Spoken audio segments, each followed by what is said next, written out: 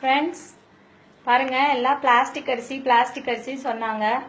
நான் நம்பல, சும்மா ஏதோ சொல்றாங்கன்னு நினைச்சேன். இங்க பாருங்க, நான் இது ரொம்ப நேரமா இப்பதான் வந்தேன் வீட்டுக்கு, சாப்பிடலான்னு உட்காந்தேன். பாருங்க, தட்டுல எல்லாமே போட்டுக்கிட்டேன். அதுல இருந்து தான் ஒரு இது எடுத்திருக்கேன். கரெக்டா நான் சாப்பிடும் போது ஒரு வீடியோ போன்ல வந்தது, அதை பார்த்துட்டு இருந்தேன். பார்த்தா அது இது நான் முந்தா நேத்து வாங்கின அரிசி.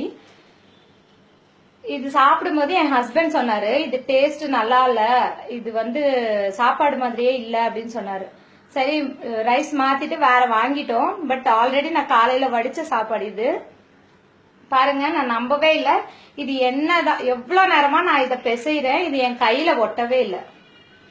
உண்மையான அரிசி இப்படி எல்லாம் இருக்காது.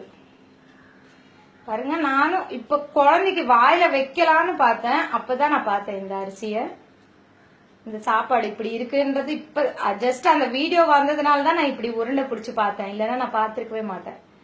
பாருங்க, பவுன்ஸ் ஆகுது பாத்தீங்களா? இதை நான் கண்ணார பாக்கலன்னா நான் உண்மையிலே இதை நம்பி இருக்க மாட்டேன். சாப்பாட்டுல எல்லாம் கலப்படம் பண்ணுவாங்களான்னு எனக்கு டவுட்டா இருந்தது. பாருங்க, பாத்தீங்களா?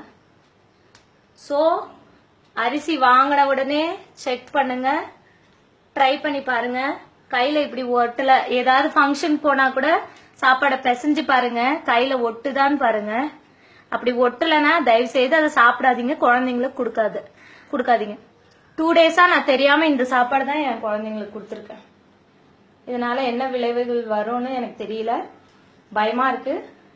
ஸோ ப்ளீஸ் இதை ஷேர் பண்ணுங்க எல்லாருக்கும்.